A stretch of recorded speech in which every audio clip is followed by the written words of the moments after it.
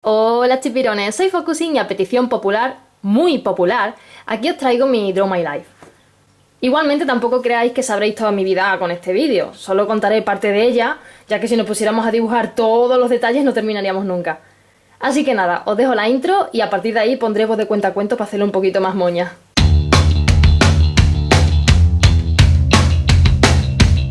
Mi vida comienza la mañana de invierno del 16 de noviembre de 1989. Sí, ese día nací yo, una niña morena y con la cabeza llena de cabello negro. Según me cuentan mis padres, no fui un bebé demasiado llorón. Comía y dormía y no daba demasiado trabajo. En cuanto al nombre, mi madre siempre ha sido una mujer muy creyente y debido a que la patrona de Huelva es la Virgen de la Cinta, siempre había pensado en que si tenía una hija la llamaría María de la Cinta. Maricinti para los amigos. El caso es que 2 años antes de yo nacer, mis padres estaban viendo las noticias, donde informaban que habían secuestrado a Melody Nakachan, una niña estadounidense criada en Escenopia e hija de un millonario libanés y de una cantante coreana. El secuestro tuvo un final feliz, ya que lograron encontrarla y rescatarla, y a mis padres les gustó el nombre de la niña, por lo que acordaron que si algún día tenían una hija, la llamarían Melody. Volviendo de nuevo a 1989, después de nacer, mi madre se dirigió al juzgado a poner mi nombre en el libro de familia. Mi padre se quedó en casa y cuando mi madre volvió, le dijo: ¿Qué? Melody, ¿no?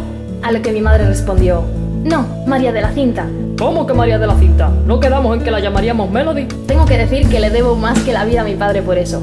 Le debo mi dignidad, ya que hizo volver a mi madre al juzgado a cambiarme de nuevo el nombre y me libró de la carga que suponía llamarme Maricinti por el resto de mis días. Igualmente tuvieron que hacer algunas modificaciones, ya que no les permitieron llamarme Melody con Y porque no era un nombre español. Las tonterías de la época, vaya. Así que tuvieron que castellanizarlo cambiando la Y por una I latina. Los primeros recuerdos vívidos que tengo son de cuando tenía unos 3 años. Mi madre trabajaba y me dejaba con mi abuela, que en paz descanse, y era ella quien me llevaba a la guardería donde tenía muchos amigos. No sé si es normal recordar tanto de aquella época, pero yo recuerdo bastante. Recuerdo que tenía un Goofy de peluche al que sentaba junto a la silla y le hablaba como si fuera un alumno más. Recuerdo que tenía un amigo que un día me quitó un muñeco y se lo llevó a su casa. Que había una niña que se llamaba Susana y era muy mala, que tuvimos que bailar cantando bajo la lluvia y yo no me sabía la coreografía. Mi familia paterna tenía una casa en el campo con piscina para los veranos y uno de los vecinos tenía gatos. Una de las gatas había tenido gatitos y yo, como era muy pequeña, en un descuido de los mayores me acerqué a tocarlos. ¿Os imagináis lo que sucedió? La gata me lanzó un zarpazo que dejó la marca de sus uñas en mi cara. Volví llorando hacia los mayores justo cuando en ese momento uno de mis tíos entraba en los terrenos de la casa con el coche. ¿Os podéis imaginar el susto de mis padres que, al verme con la mejilla ensangrentada, creyeron que me había atropellado? Se me quedó una cicatriz en la mejilla izquierda que aún a día de hoy sigo teniendo y dudo mucho que se me quite. Esa misma cicatriz hizo que, durante mi niñez en el colegio, los niños se rieran de mí. Al ser 2 líneas en la piel, me decían que parecía un gato. Los niños y su crueldad desmedida, ya sabéis. Cuando tenía 3 años y medio, nació mi hermana. ¿Y sabéis qué? Al contrario de lo que suele pasar en estos casos, no estuve celosa de ella, sino todo lo contrario. Estaba ilusionada, feliz porque sabía que ya no estaría sola y que cuando creciera podríamos jugar juntas. Me gustaba observar a mi madre mientras la cuidaba. Mi niñez fue feliz y tranquila hasta los 7 años. Me salieron los incisivos nuevos y, desgraciadamente, se quedaron fijos unos centímetros más hacia adelante que el resto de dientes.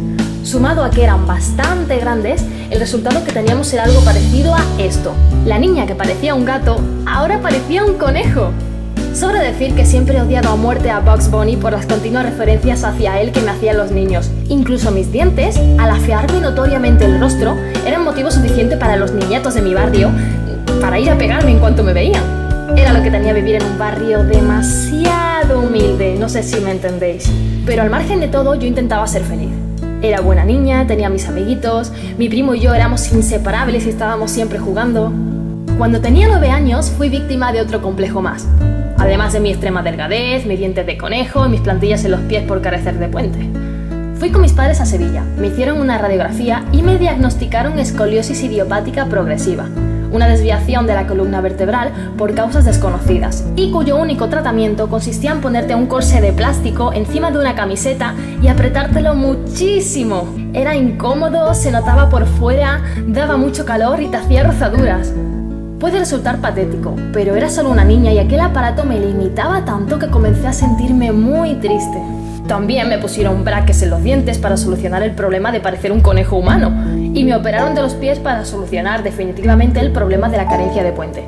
La Melody alegre y risueña que huía de los niñatos del barrio para que no le pegaran, se había convertido en una Melody triste, llena de complejos, víctima diaria de burlas, tímida, introvertida, insegura, que incluso llegó a sufrir agorafobia y un miedo injustificado a salir de casa.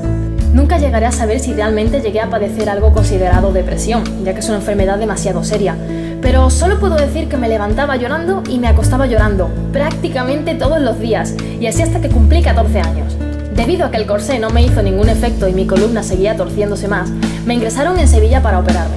La operación consistía en la inserción de un par de prótesis de titanio que sujetarían mi columna vertebral de por vida. Mejoré bastante, y aunque esto también me limitaba a hacer algunas cosas, pude ser feliz durante un tiempo aunque mis complejos siguieran estando ahí y mi personalidad se viera mermada por la crueldad de los demás. Me gustaba leer, escribir, aprendí a tocar la guitarra para poder usarla de acompañamiento a mi voz, me hice muy fan de Harry Potter y me sirvió un poco como válvula de escape a todo lo que me entristecía. Acabé el instituto e hice bachillerato de Humanidades y Ciencias Sociales. Las mates y el latín se me daban fatal. Lo cierto es que esos 2 años de bachiller fueron los peores de mi vida como estudiante. Me pasaba el día con ansiedad, no paraba de estudiar, de hacer trabajos. ¡Por Dios, somos personas, no máquinas! ¿Por qué tenían que mandar tantos deberes? Yo quería estudiar periodismo, pero vista la nota que pedían de media selectividad y que a pesar de estudiar mucho mi nota media nunca superaba el 6, decidí que no la haría y me metería en un ciclo de grado superior. Escogí el de imagen, que estaba dedicado a fotografía, y el segundo año también se enfocaba un poquito a lo que es el vídeo. Otra de las cosas que siempre me habían gustado. Me apasionaba el hecho de hacer fotos, inmortalizar momentos, o coger una cámara de vídeo, grabar cualquier chorrada y editarla luego para hacer más amena su visualización. De manera que me metí en ese módulo y disfruté de los 2 mejores años de mi vida como estudiante. Conocí a gente maravillosa, increíble, y con la que me sentía realmente a gusto. Nada que ver con los niñatos del anterior colegio que lo único que me habían aportado había sido más inseguridad y más complejos. En imagen no solo aprendí conceptos relacionados con el mundo audiovisual, sino que comencé a quererme más, a aceptarme tal y como era y a ganar autoestima y carisma. Dejé de llamarme Melody para llamarme Mel, ya que mi nombre completo no hacía más que recordarme ese poco agradable pasado. Al graduarme comencé a buscar trabajo, pero era demasiado complicado. Por aquel entonces yo ya tenía una meta que era irme a vivir a Barcelona, ya que había ido algunas veces de vacaciones y me gustaba muchísimo el estilo de vida de allí y la ciudad me parecía preciosa. Conseguí una beca para trabajar durante 3 meses en el periódico Huelva Información. Y puedo decir que es el mejor trabajo que he tenido en mi vida. Consistía en poner imágenes a las noticias, ir de un lado a otro hacia los eventos que me asignaban en la nota de prensa, hacer fotos, volver y editarlo en el ordenador para el periódico. No solo era muy entretenido y pude conocer el mundo del periodismo más de cerca, sino que además era muy gratificante ver luego tus fotos impresas en papel con tu nombre al pie de las mismas. Pasados esos meses y con el dinero recaudado, me fui a Barcelona en 2011, ya que en Huelva era demasiado complicado encontrar trabajo. Sabía que en Barcelona también lo sería, pero al ser una ciudad más grande, quizás tendría más oportunidades. No quería seguir estudiando porque mis padres tendrían que pagármelo y me negaba a seguir chupando del bote, y la batalla de encontrar trabajo en Huelva ya la había dado por perdida. Y tuve suerte. A las pocas semanas de llegar a Barcelona ya estaba trabajando. Vale que no fuera el mejor trabajo del mundo. Consistía en una promoción navideña de aspiradores y planchas de ropa. Un contrato de trabajo de 1 mes. A partir de ese vinieron muchos más. Todos temporales, de muy pocos días, normalmente de fin de semana, pero que me sirvieron para ir pagando el alquiler de la habitación y otras necesidades. Era increíble la suerte que tuve, ya que acababa una promoción y enseguida me llamaban de otra. A veces me llamaban de varias y tenía que pararme a pensar y elegir la que creía mejor, hasta que conseguí un trabajo más estable como teleoperadora. Se me daba bastante bien, ganaba comisiones por venta y me habían ampliado el contrato por bastantes meses. Económicamente estaba tranquila, incluso ya empezaba a calcular lo que me faltaba para poder alquilar un piso en lugar de las habitaciones cutres y pequeñas en las que había estado viviendo. Pero no era feliz. Odiaba ese trabajo. Era el típico del que no podías desconectar en todo el día, en el que no importaba lo que te esforzaras, ya que si no vendías podías irte a la calle. Era el típico trabajo que hacía que el sonido del despertador te pareciera más horrible de lo habitual. Te miraras en el espejo y pensaras, Mel, ¿de verdad quieres estar el resto de tu vida trabajando en esto? Me sentía esclavizada, pero intentaba ver el lado bueno. A ver, tengo trabajo, puedo subsistir de momento. Estoy sobreviviendo, ya encontraré algo mejor. Supongo que a pesar de todo me sentía tranquila en mi zona de confort.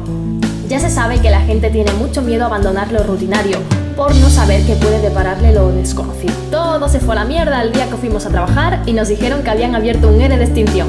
O, lo que es lo mismo, todos a la calle. Por suerte, una empresa similar se había enterado de la noticia y estaban interesados en contratarnos a las teleoperadoras que habíamos sido echadas.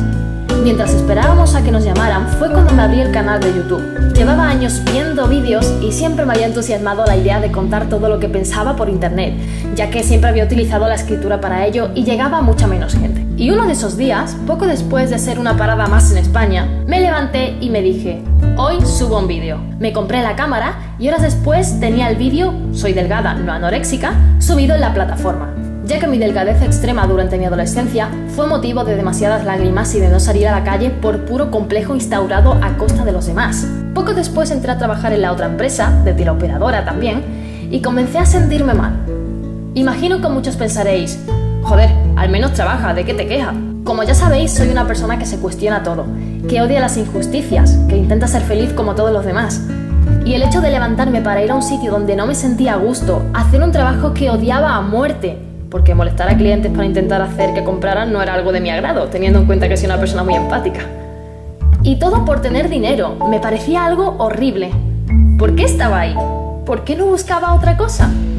Ya no pensaba ni siquiera en dedicarme al mundo audiovisual, que era lo que me apasionaba, sino como mínimo trabajar en algo donde no te pidieran que vendieras con tal ansiedad.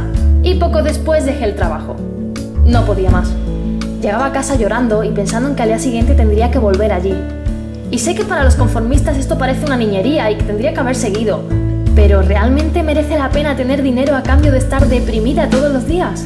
Como aún tenía bastantes ahorros de las comisiones de mi trabajo anterior, comencé a hacer entrevistas para tiendas y otros trabajos que no tuvieran nada que ver con la venta directa. Y mientras tanto, seguía con el blog, que era algo que me entretenía y que a día de hoy me sigue ocupando bastante tiempo, pero es un tiempo que disfruto. No vivo de YouTube, evidentemente, pero aquí hago cosas que siempre me han gustado hacer. Cosas que hacía de pequeña con la cámara doméstica, pero que no pasaba de ser visto por mis amigos y familiares. En cuanto al trabajo, me llaman esporádicamente de algunas promociones y es posible que tenga que trabajar de nuevo como teleoperadora, pero esta vez me prometeré a mí misma no perder de vista lo que realmente quiero hacer. Y hasta aquí el Draw My Life. Me he ido bastante por las ramas y me he dejado muchísimas cosas, pero 23 años no se pueden resumir en un vídeo. Solo decir que a día de hoy estoy muy a gusto en Barcelona, me lo paso genial con mis amigos y no me arrepiento de haber cambiado de aires, porque realmente lo necesitaba. Supongo que hay personas como yo que en algún momento de nuestra vida, cuando sentimos que hemos tocado techo, necesitamos darle un giro y cambiarla por completo. A mí me sentó bien hacerlo y quién sabe, quizás dentro de unos años pueda darle otro giro, pero poquito a poco no se vaya a marear. Y bueno, chipirones, hasta aquí el vídeo de hoy. Si te ha gustado, haz clic en me gusta. Suscríbete al canal si no lo has hecho y comparte este vídeo por todas las redes sociales. Así que nada, chipirones. Adiós. Si hablas de amar a un gran hombre, a lo peor te equivocas. Luego el dolor se te refleja, la historia es vieja, te vuelves loca.